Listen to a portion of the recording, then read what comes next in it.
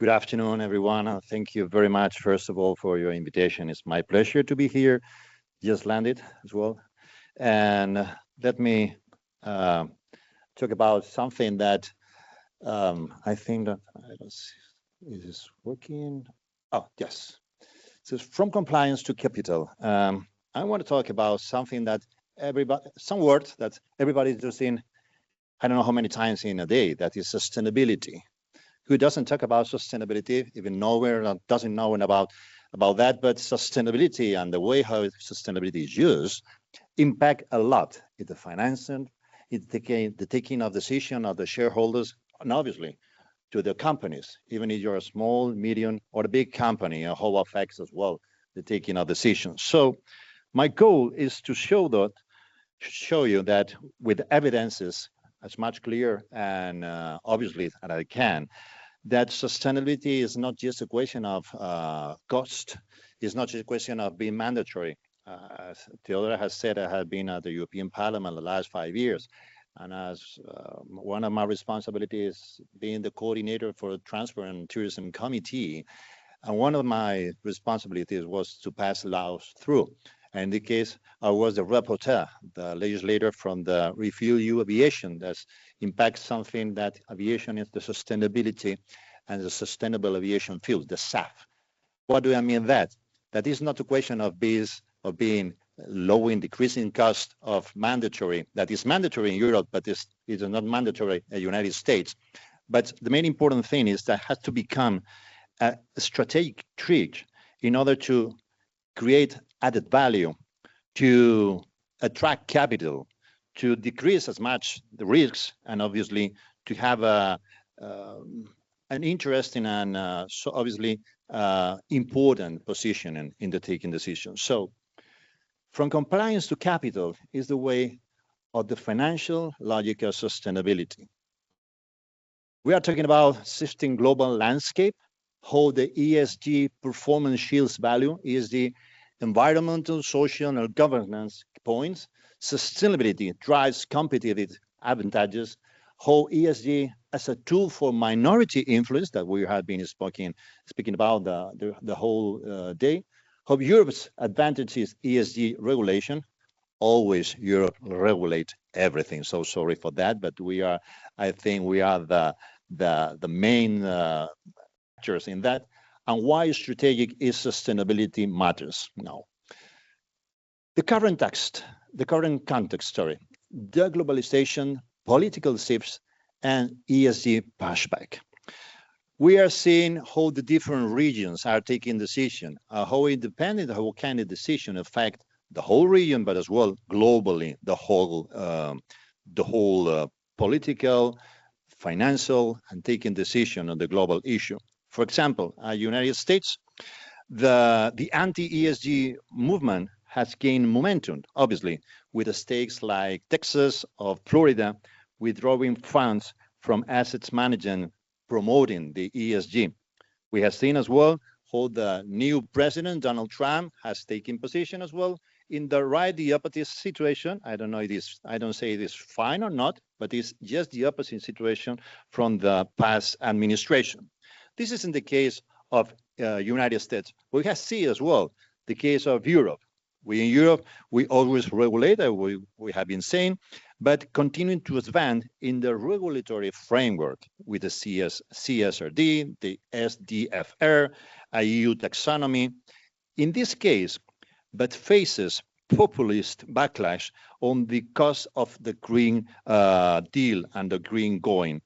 The 2024 European elections reveal a new change in the scope of the parties and the groups. So something will be different in this new period compared to the last one in many, many issues.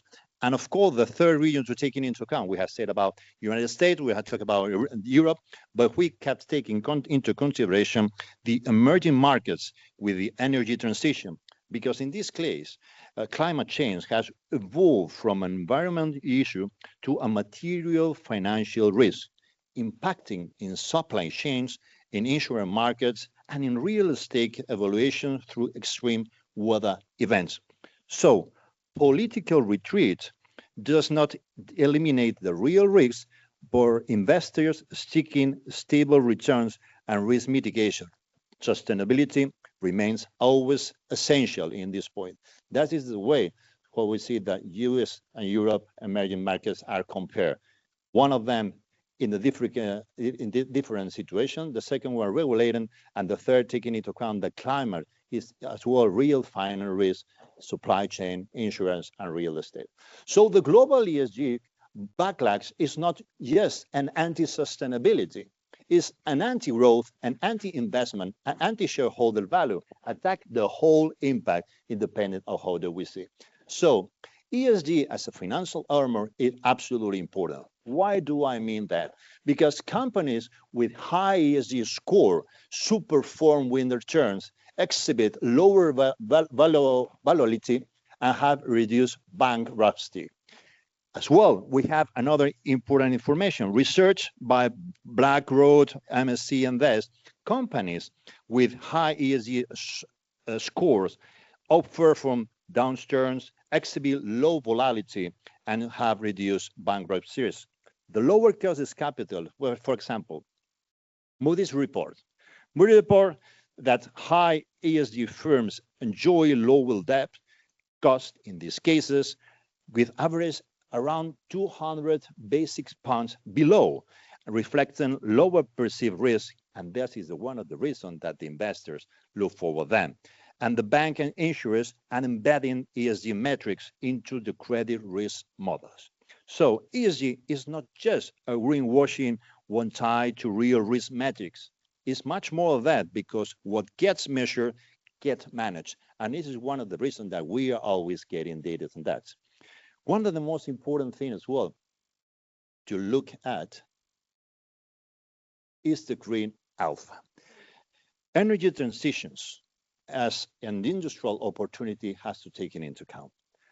Leaders in energy efficiency, electrification, circular economy, waste management, and clean mobility are attractors sustainable direct and indirect investment. In this case, the productivity and innovation with companies committed to sustainability processes tend to innovate more, to retain talent better, and reduce operational cost. As a Harvard Business School study links this to stronger long-term returns. So it's absolutely important to create this kind of atmosphere in order to make it possible.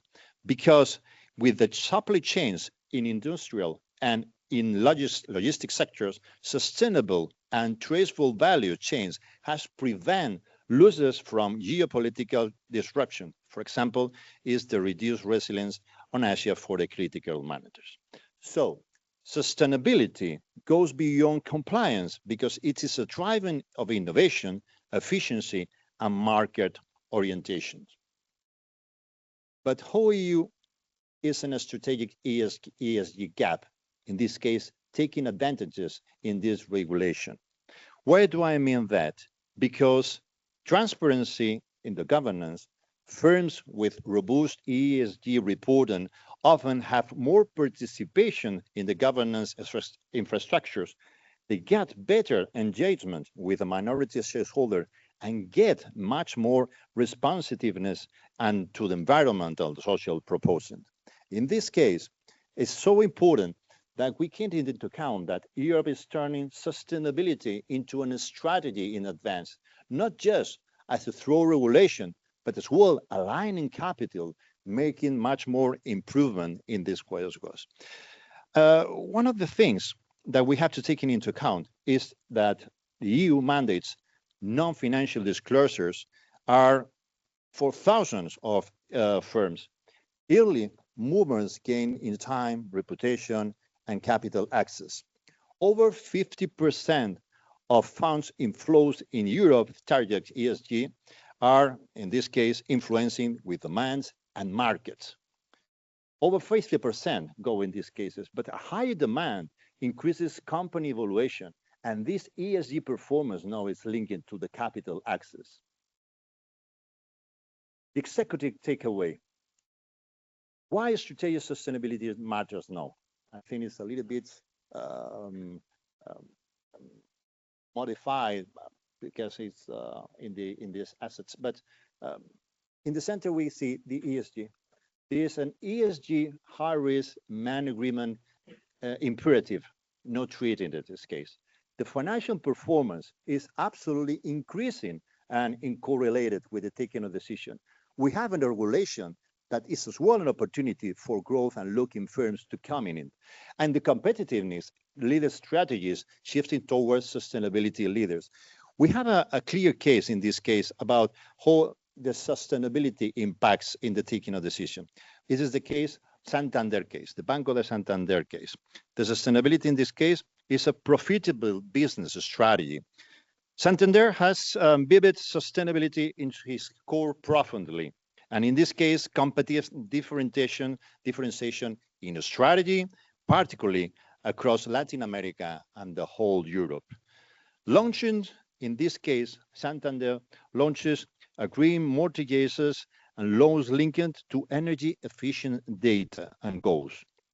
Committed with more than 100 billion in green projects financing during the 2025 years and issued over 4 billion in green bonds.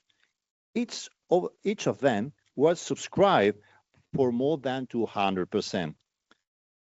In this case, the tangible impact was a reducing in the financial cost driven by all these ESG investor demands, and stronger ESG rankings attracting the European institutional capital to them, and finally increased the corporate client loyalty through the green transition support, which is the conclusion of what Santander, Banco de Santander did and now is worldwide seen as a case, that Santander didn't sell sustainability.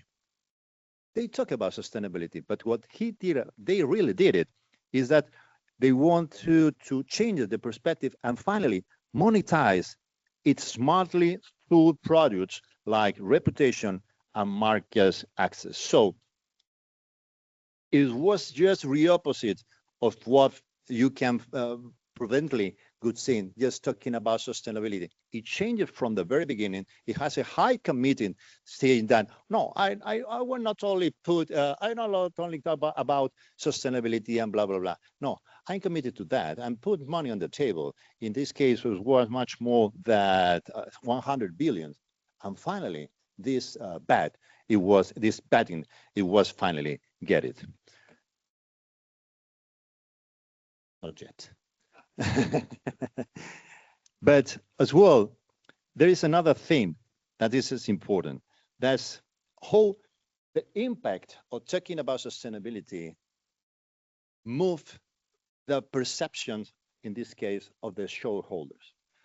We always talk about shareholders, about taking decision and how many is the percentage or average that you can gain, how many will be your benefit, independent of how you put the money on the table, do you get some kind of revenues, or how it can impact your financial balance. Okay, it is fine.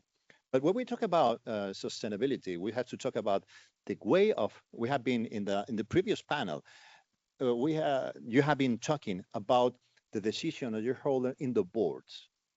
It's not the same. Thinking always just in financial result, that has to be that way. I'll be talking an independent member of the boards, but it's something that is moving. This is another case that I want to show as an example. In this case is the Exxon case that happened, like a symbol, like a David through Goliath, versus Goliath. In this case, there was a fund, an activist fund the name was Engine Number One. You have maybe obviously heard about that. That with less than 1% of the shares of the holders was in ExxonMobil. Even though they finally mobilized big institutional investors like BlackRock, Vanguard, or Share Street to remove 3 out of 12 members of the board. Why did they do it, and how they manage? The strategy, it was not only based on finances, it was based in this ESG, environmental, social, and governance. The campaign was not only financially, that is always done. It was focused in the lack of a climate and energy transition strategy. Second, as a risk, as a material risk for the business and as well for the shareholders. The impact was so huge that it was the first time in history that in a cooperative governance, a micro and a minority group with based in ESG governance arguments gets such a huge change internally that in a petrochemical company that it was a before and after this kind of decision, because in this case, not only was based just in financial dates and in percentage, in average, but as well showing that the sustainability is a trigger, real trigger of power in the final board decision. It is important saying that talking about sustainability in many of the cases is just talking about green. It's just talking about political issues. It's just talking about ideology. But I used to say this from decades, not decades, but a lot of time, that we have to be ecologically sustainable as well economically sustainable. Because the way we arrive at the taking of decision, it has to be based in the scientific evidences. It has to be based in something that is real. It has not to be seen taking decision like something that I have seen, I must tell you. Oh, maybe 20%. So it's not based in a real fact.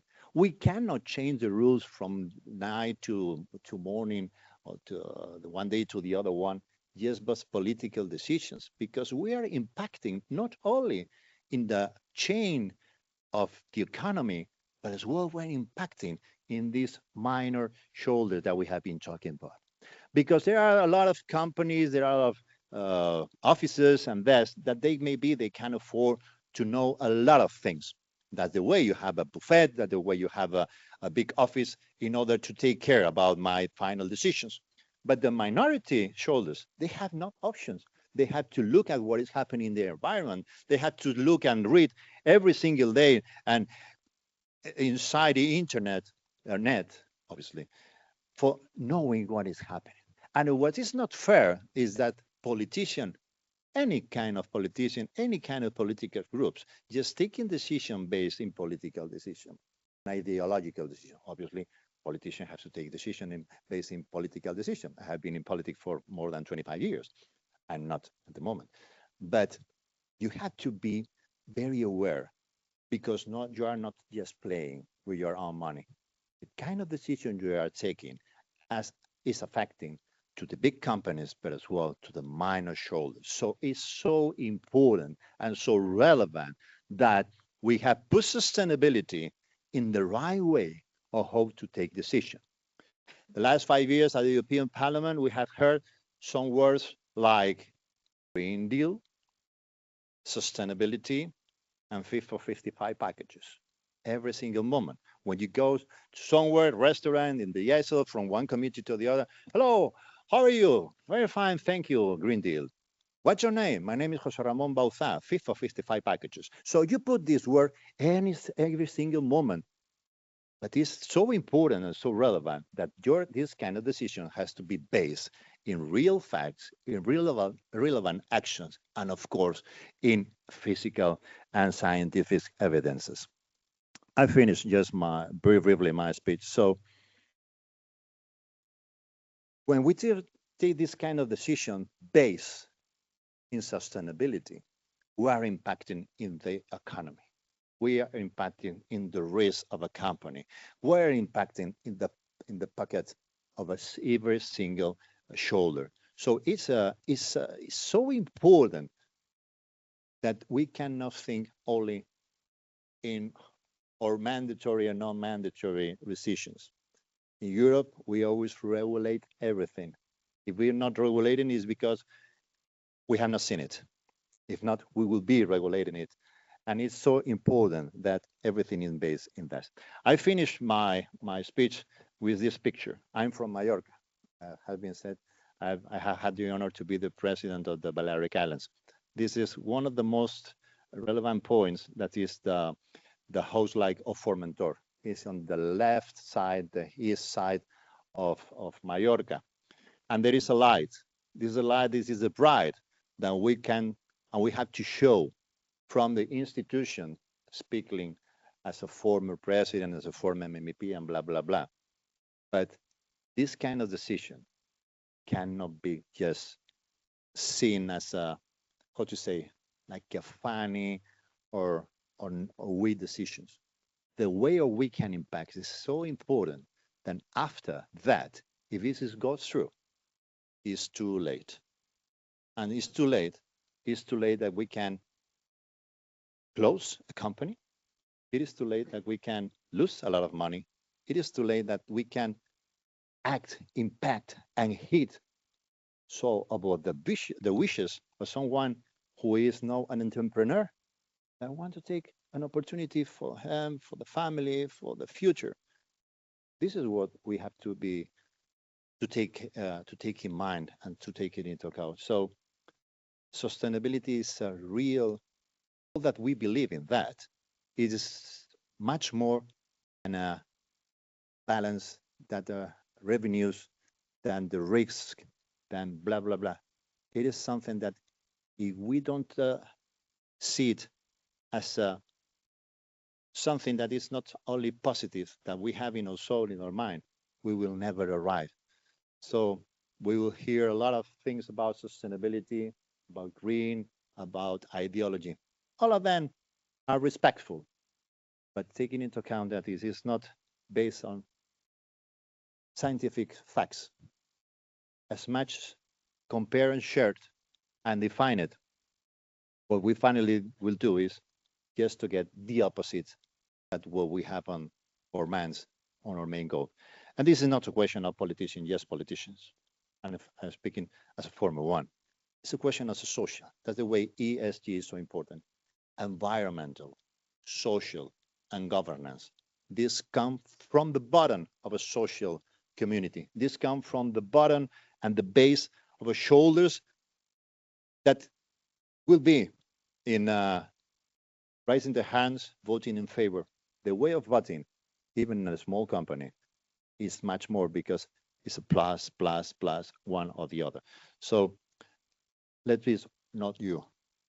It's a send a message to the politicians. We have to be much more serious. We have to be much more respectful. We have to think always in the medium and large term. If not, life goes so fast that we look in the short time, have gone through, and it will be too be late. And the minorities, shareholders, they will not have time to do it. And we had to look for a good attorney or lawyer to save them from the decisions of a maybe not the best politician. So thank you very much for being here. Thank you very much for your invitation, and good luck for the investors and for all them that want to think different than any other, like always has been through and seen for decades and for years. Let's be together, and we help the politicians to take the right decision. Thank you so much.